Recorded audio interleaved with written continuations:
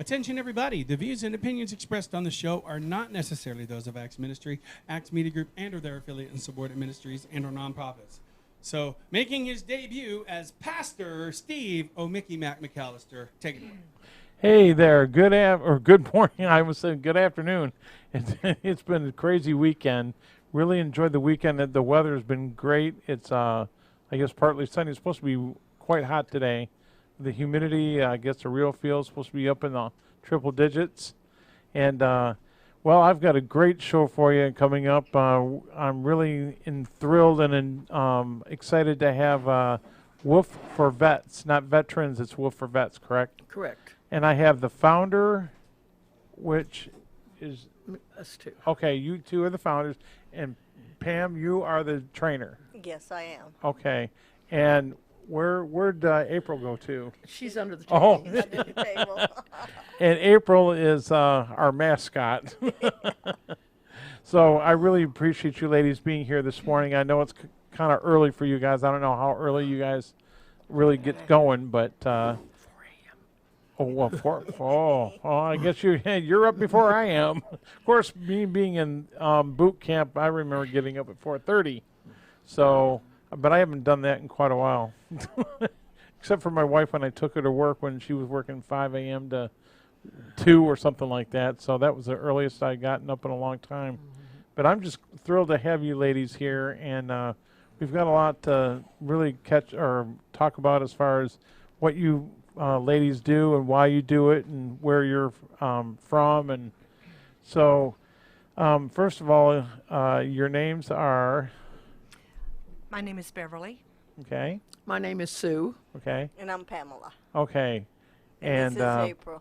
Pardon? And this is April. And that's April down there. You can't see her, folks, but she's a beautiful... Is she a German Shepherd? She's a German Shepherd. She's 4 years old. Aw. Well, you guys are going to be having fun with my dog because I already told you about how training Jackson. He'll be 3 in September. And he's already learning. He's sitting, he's laying, he's speaking, but he does that. Oof, oof.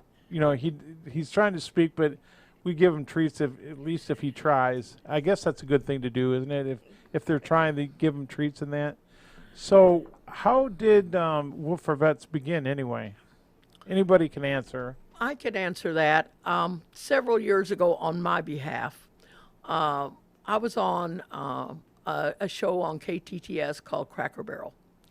And most of you probably know what Cracker Barrel is. It's gone now, but it was wonderful. And there was a gentleman named Dave that was on there quite a bit. And he had a brother that was a veteran that was bedfast. And they lived with Dave and his mother. And his dog had died that stayed with him all the time. And he wanted a miniature pincer. And I was listening to that, and I raised miniature pincers.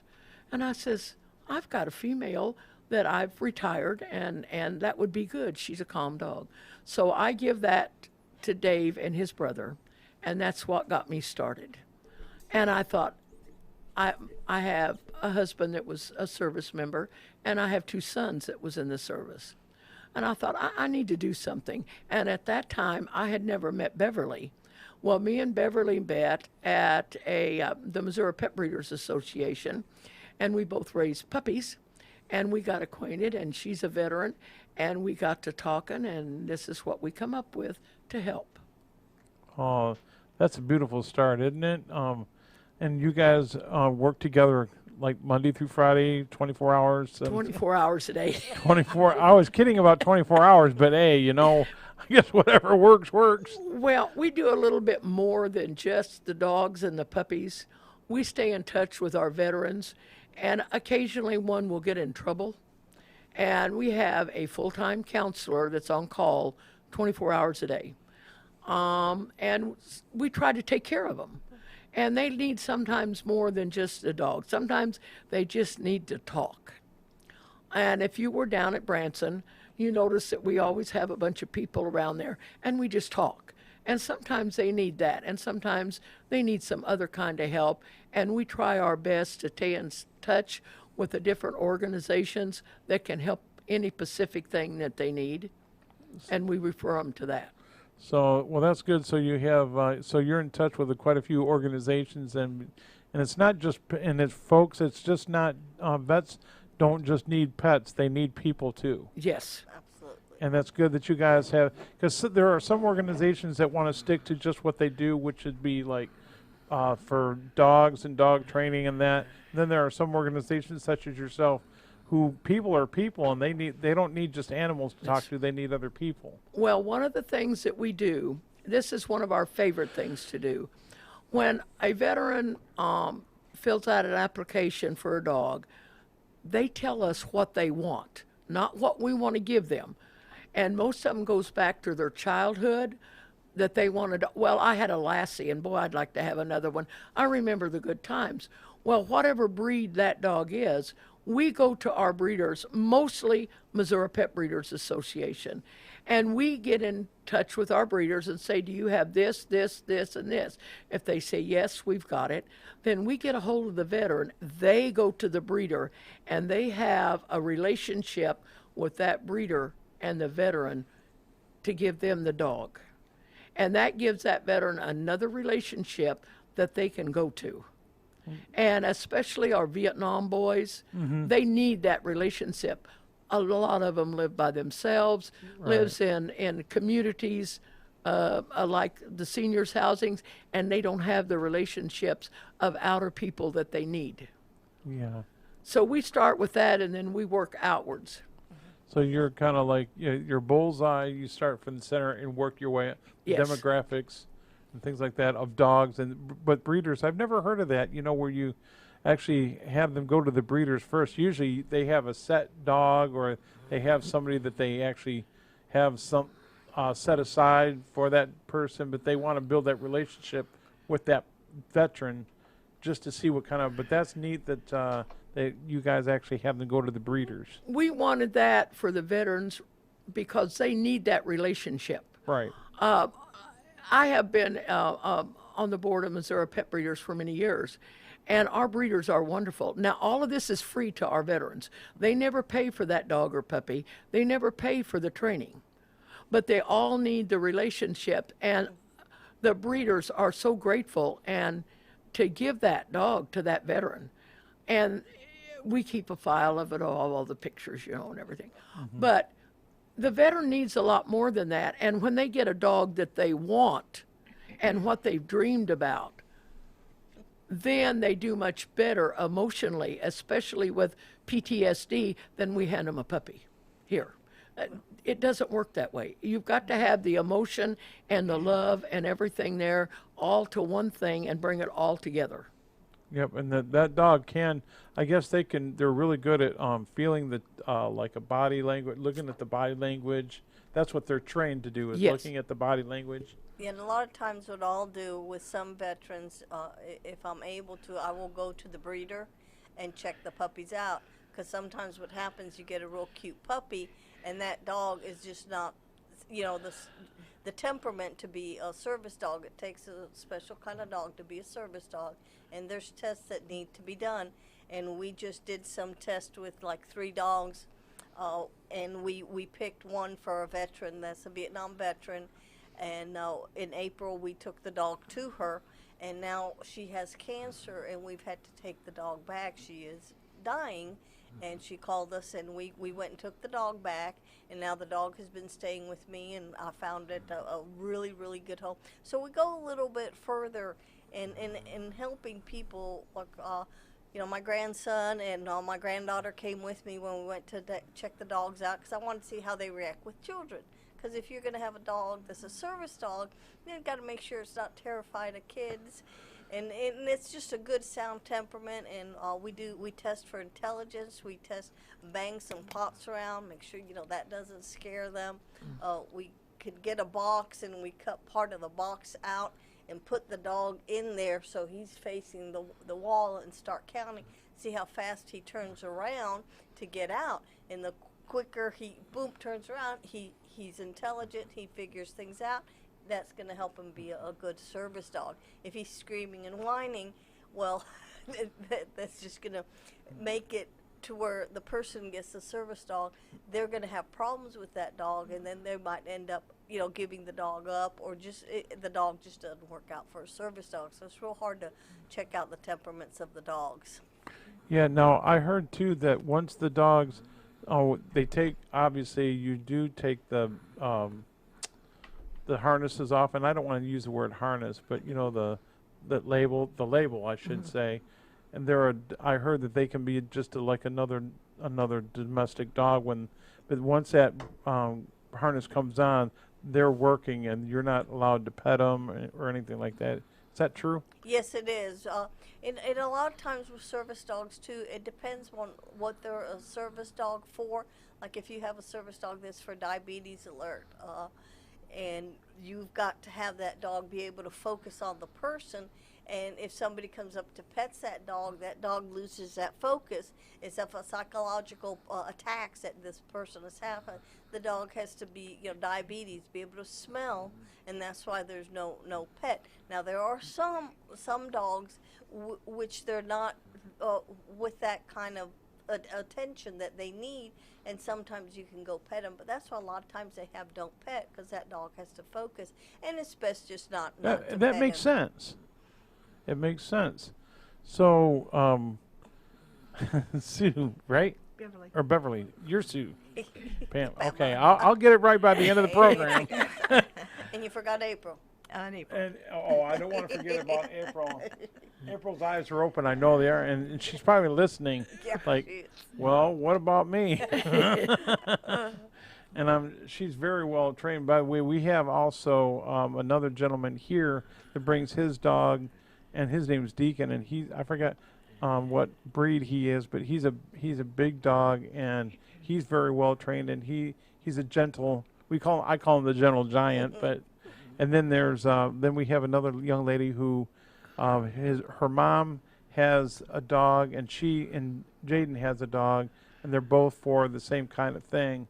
And once we take the bracelet or the harness off, they're domestic dogs, and they act like domestic dogs. But once we put that bracelet, all of a sudden they're at attention. They know what's going on. They know what's going on, and they can tell when they're very upset. They're right there, right next to them, and they put their paw on them and just say, pet me, pet me.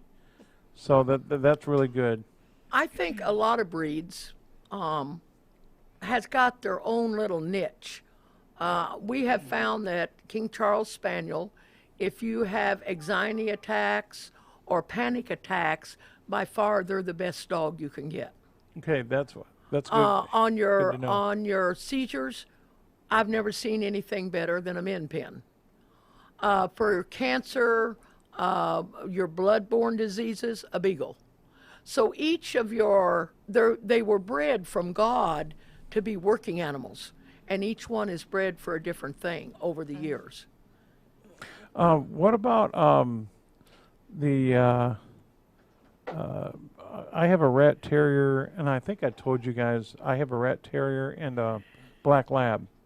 What about those kinds of dogs? A terrier is a terrier. If you want to live with a 2-year-old monster child for 10 years, get yourself a terrier. But they're very bright, they're very alert. Your lab is a very calm dog after it turns 2 years old, and makes a wonderful service dog after 2 years old. Good, because he'll be 3 in September. They're little terrors.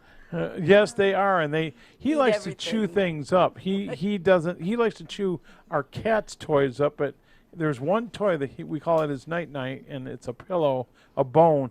He's never he's had that since he was 3 months old. He tears up all the other things and tears a whistle or the squeaker out of it, but that's the only one that he's not. And I'm just wondering about that. Is there certain toys that they go for, and certain toys they just let go or tear up? Oh yeah, no, they've got their favorite toys. Like April's got one that's got a bottle in it, and it makes that squeak, and then it's got the little squeaky things, and that's her favorite toy. But one thing that's real good in giving dogs is you can go to any grocery store and go to the butcher shop and get the dog bones. Right. Price Cutters has them, Apples have them, and go there and get those bones and put them in the freezer. And especially when you have a lab, they're chewing on that bone. It's frozen. They eat that marrow. It takes them longer to eat it, and they'll be in hog heaven, and it'll keep them from eating other stuff. Well, Rachel, if she's listening, I'm sure she is. She's around the corner. Remember that, Rachel. Yeah, we give. See, the thing is, I think I talked to you about this. The rawhide bones. Was one of you telling Yeah, me about rawhide is very, very because bad. it's very bad for the stomach. That I knew I heard that, so I heard it correctly. And remember that, folks. You know, be careful about what you feed the dogs or give them to, like the rawhide bones. They can cause stomach issues.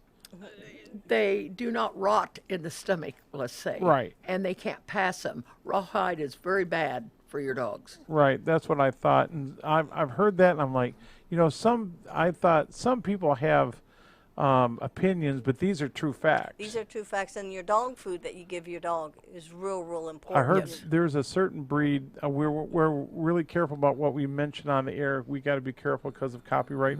But there's a certain dog brand that made dogs sick. Yes. Yes, it does, and you've got to look at the ingredients and make sure you look at the ingredients. I and heard check corn. Not, that.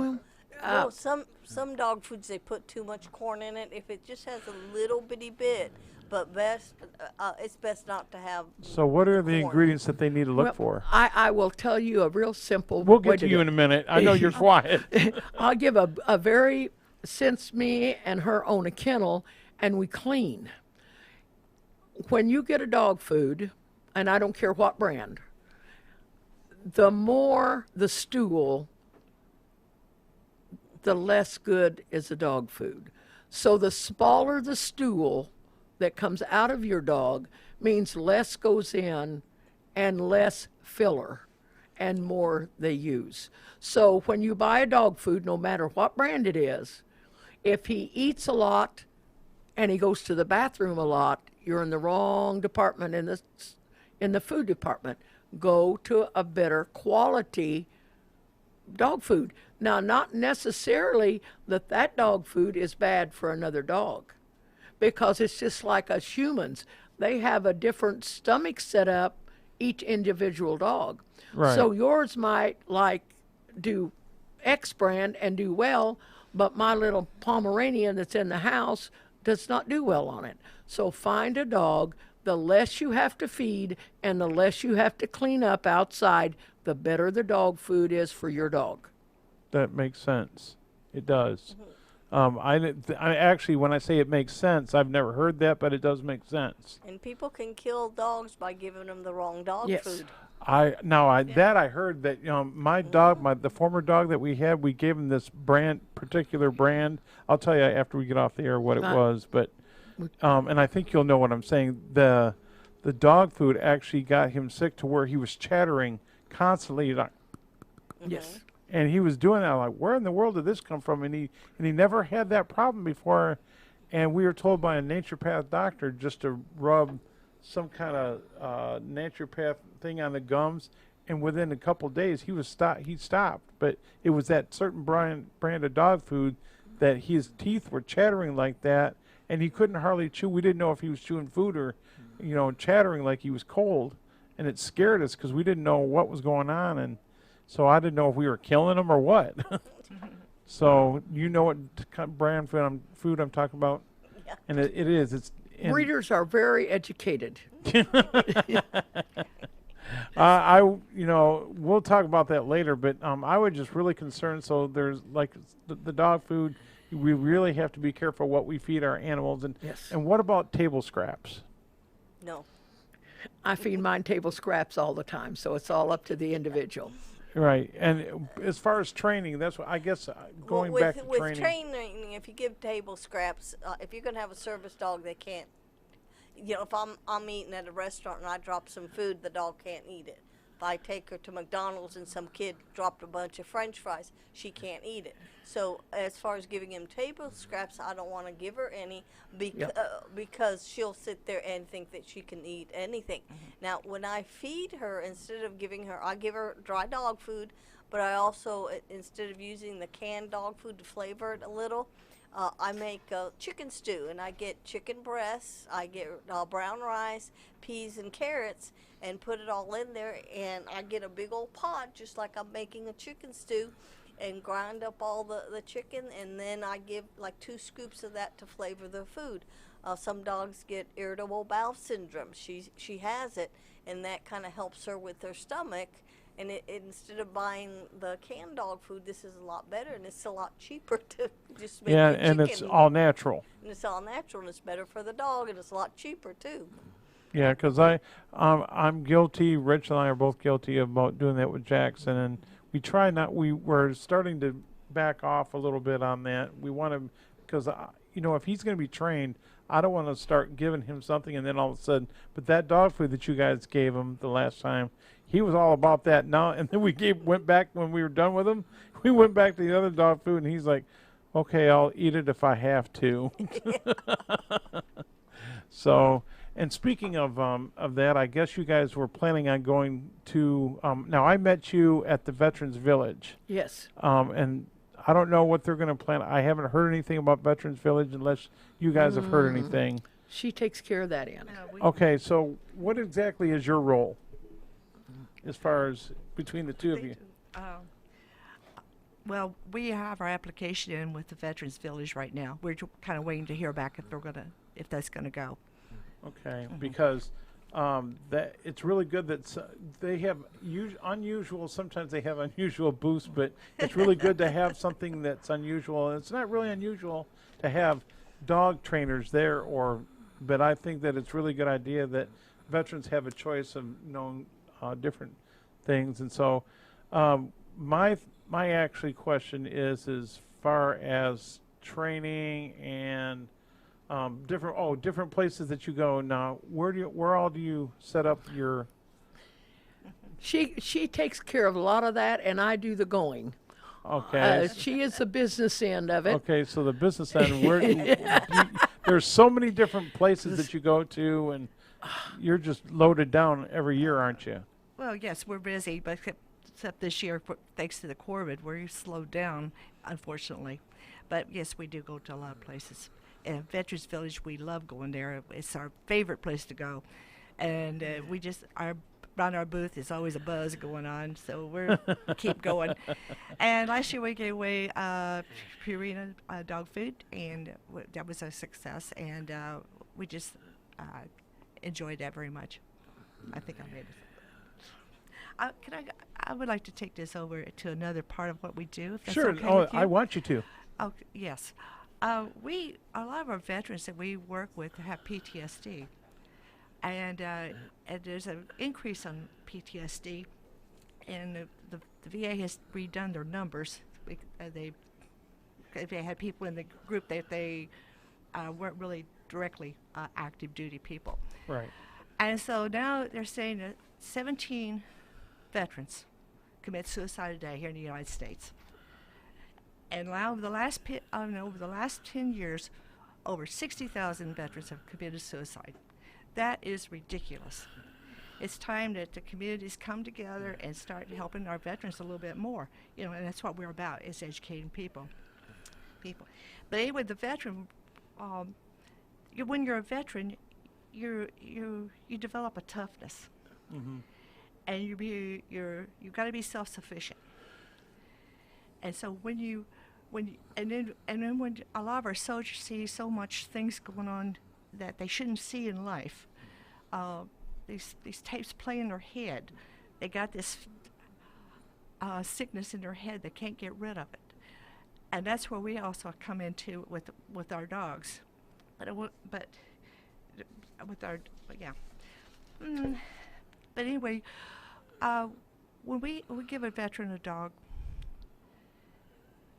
their eyes change.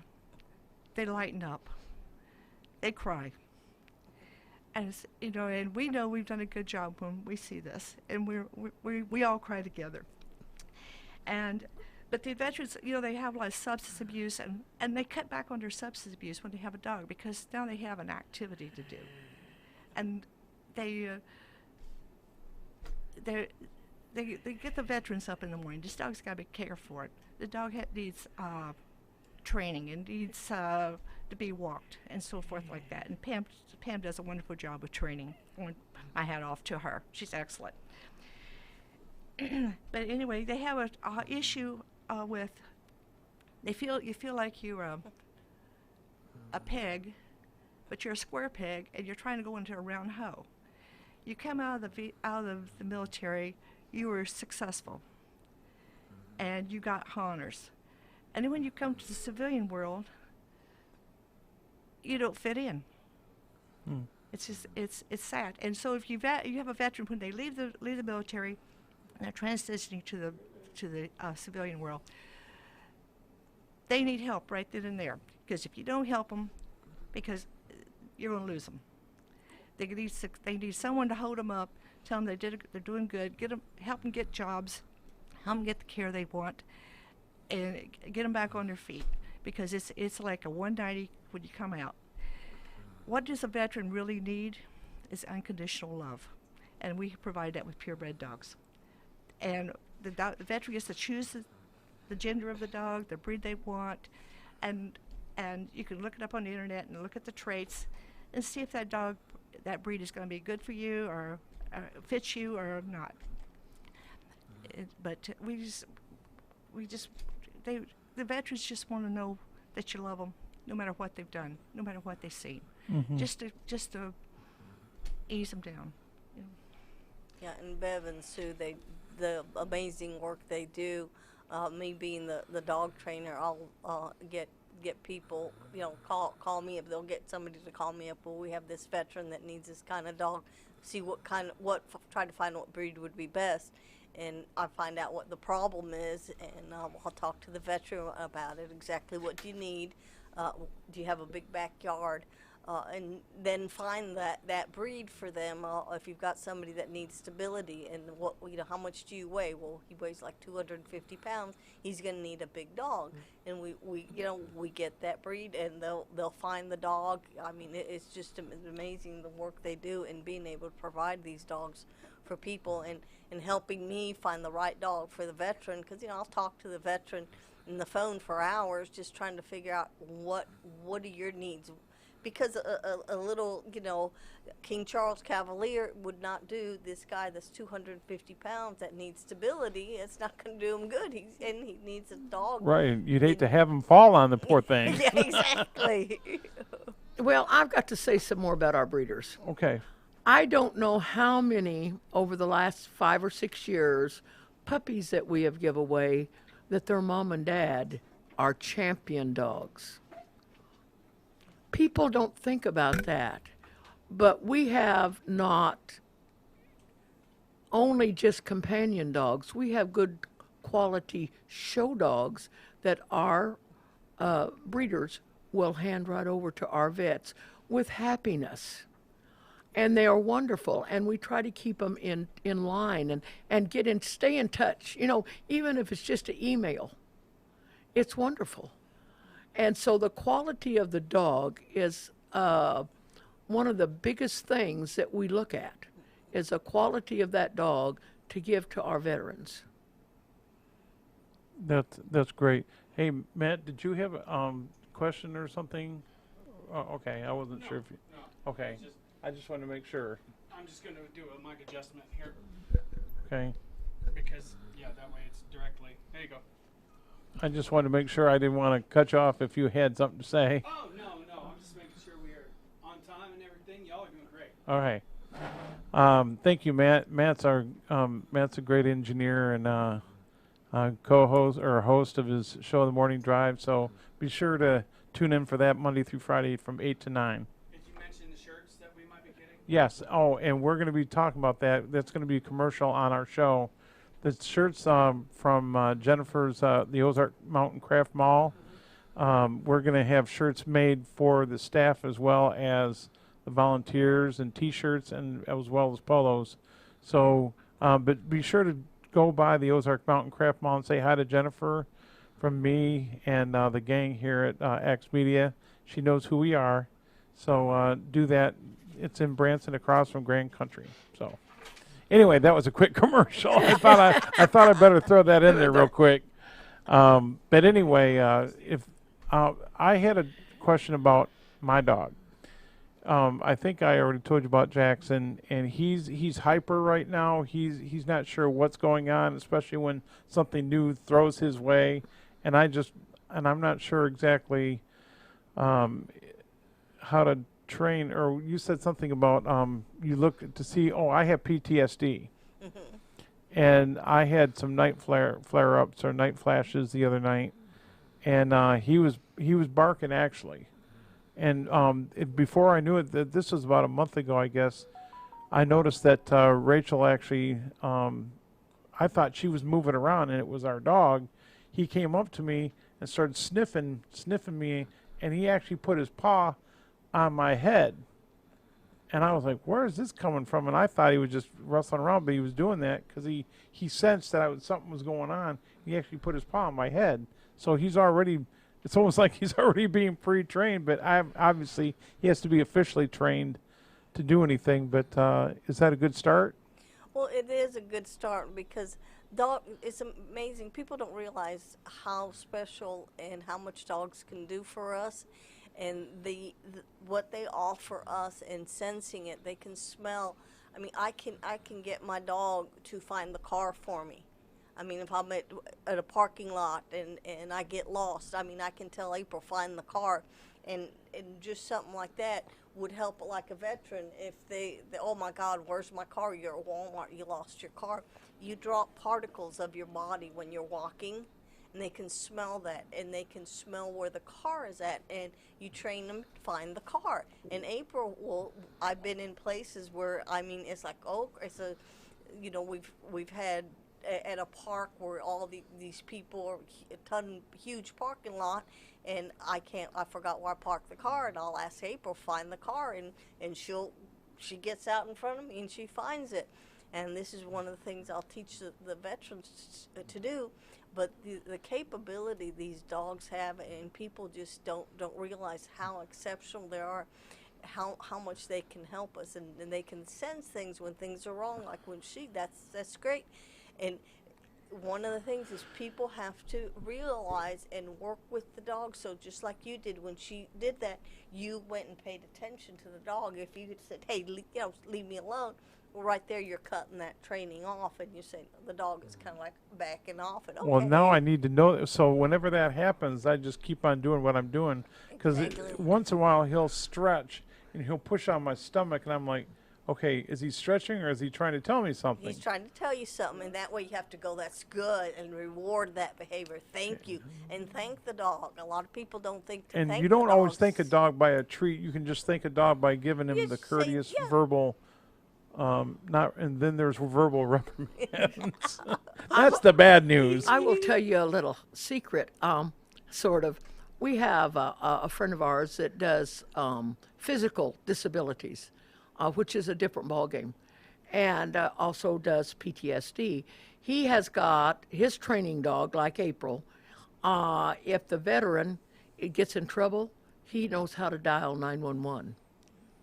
Holy Now, smoke. he can't talk, but he knows what to push. He's got a button there, and he can dial 911. He knows that this veteran is in trouble, and he'll go push that button. We've got one that the veteran tried to commit suicide several times. If the dog sees a gun, he goes and knocks the gun out and then throws a fit. And that veteran is like this, what'd that dog do? And changes his attitude. In the veterans, he's got to take care of the dog. So there's a lot of things a dog can do that people does not understand. Right. Wow. Yeah, they're amazing. Did you want to add anything more to what you were saying? I didn't know if you looked like you had some notes there, and I wasn't sure if you were through. Okay. All right. I just One announcement I'd like to make that we have had, sure. I'll put it this way, it's going to be probably the biggest event in my lifetime. Mr. Josh Hawley called me, and Wolf for Vets is going to set up a booth at the National Republican Convention. Oh wow. People don't realize that there's a lot of politics in getting a dog ready to go, your Veterans Administration, and we've got a bill sitting in the Senate right now that will give funding for dogs, veterans' dogs, whether it's a pet, a PTS dog, an alert dog, or a physical disability dog, for veterinarian care, for meds, for food, for a new collar, and it is sitting in the Senate ready to be passed. Wow. We've never had that kind of funding before. And so we need that bill passed for our veteran to get that sort of services. And we thought this would be an ideal way that we could go down there and see our politicians and their staff to get this bill passed. And it's really important that that Yes. happens, because there's veterans that are suffering, and with this type of bill, that means that the veterans can get the help that they need, whether it's a dog or Are you all right? okay, I'm just making sure she's okay. Yeah, she's okay. Her mother's real sick. Okay. Well, anyway, that's really important for vets to know that that they can have a bill such as this to help them now. They can have light at the end of the tunnel, if you will. Yes. And so that's really important. That's why I wanted to know about my dog, because, even though I have the PTS and have these night flashes, it's really good to know that without any training, he's already starting to do these little bits and pieces. And now I'm like, should I reward him or should I push him away? But I haven't pushed him away. A couple of times I did, but I think that was a natural thing that he did. So now I'm going to be well aware of that. So now the next time he does that, You just need to go to school. And make sure you tell the dog thank you. A lot of people don't think of that, but once the dog has done something for you, thank them and say instead of always giving them treats, just say thank you. That was a good girl, good girl. Like a lot of people, they'll have a dog and the dog is outside and it's barking. Well, people shut up, you be quiet. Well, the dog is warning you something's out there, and you need to go out there, look, see what's going on, and then say, hey, thank you, I appreciate it, now I'm in charge. And the dog will go, okay, you're the boss, you're the pack leader, but the dog is giving you a warning, and just take a few seconds, go check out what they're barking at. They're trying to tell you something, and just say, hey, thank you, I appreciate the alarm clock, the alarm going off, and you warning me about something being out there. right, we're in an apartment setting right now. We're trying to get into a house, so we don't have a yard. We only have like a little patio and a little yard. So I guess you were saying that you need to know how big the yard is. I guess it's important. Now they do have a pet park that's about 4 blocks away. Just take him down there. He doesn't run too much. He doesn't really chase after anything. I guess a pet park would be a good place for him to run and get trained. And is there certain toys that they need to? Because he's in, like I told you, he likes to take the squeaker out of things. And forget the squeaker, he'll tear the thing up and have stuffing all over it. So is there certain things that he needs to be, that will help him out? One of the things, the reason he's going after that squeaker, basically to him, he is killing something. When he hears that squeaker, to him that signifies that I've got to kill. It's kind of like let's say a squirrel squealing, and then the dog attacks that squirrel, or that's what that squeaker is. And to them, they're sitting there and killing it, and that's why they're destroying that squeaker. But that's very common in dogs to do, because they're basically I was wondering about killing. that. I was like, okay, why is he always going for the squeaker? Like I told you about the night, there's one particular, and he's had that since he was a baby, and he will not destroy all the other toys. There's the 1 or 2 of them that he's not destroyed, and I'm thinking, why is he destroying all these other things? But I think it's in there. They've got the squeaker. They've got the squeaker, and they've got to get rid of that squeaker. April's got one, like I said, it's a Coke bottle is inside it. And that's her favorite one. She walks around it and makes this noise. And Oh, our dog. This is another question. He likes the bottles, from restaurants. Not bottles, but there's plastic bottles and that of different brands, or cups, whether they're styrofoam or whether they're plastic. And he'll pull the straw out, pull the cap or the top off, and then tear the heck out of the bottle and so I didn't know if that was good for him to being Okay. Yeah, He needs. know- That's why I was wondering about toys. Get him A some good toy for him would be bottles, bottled water. When you squeeze the bottle, it makes all sorts of racket. Right. Take the top off and give him the empty bottle. Okay. That big. He does that. I mean, we use that. So better to just use the water bottles because it makes that crinkling noise. Is what you're saying. Good. But one thing you can use also, and if you get Kraft salad dressing, dump it out and put some kibble in it or some treats in it, and then get a Carmex lid, okay, and put it on there and get a screwdriver and poke a hole and shake it and throw it on the floor, and then as they roll it, food is coming out. You've got a very inexpensive toy, and it's stimulating their brain because they've got to move that around and shake it to get the kibble out. You've got a toy that he's going to play with for hours, and just rolling it around and throwing it up in the air and nice and cheap. Rachel, are you taking notes? So yeah, she's over around the corner. She's taking notes. I know she is. She's watching the show, and but that's what I wanted to know because now it's going to be a different scene, I guess, when I go home. At least I'll know. That's very good to know. And folks, I hope you're taking notes, and we're getting ready to wind down. But I really appreciate you guys being here, and I'll be praying for her mom. And but I now Matt, do you have all the information online? Is there a banner? You got all the information? I got a banner for Beverly and Sue. Okay. For vets. Okay. I'll go get one and bring it up to you. Okay. We'll have that information. We'll have more information for you. Go ahead and tell how people can get a hold of you on the air. Okay, my name is Pamela Dean, and my number is 417-413-7036, and I do give private dog classes, and we do provide. I do also give classes besides private sessions. I do classes. Yeah, right. Is there a price for that?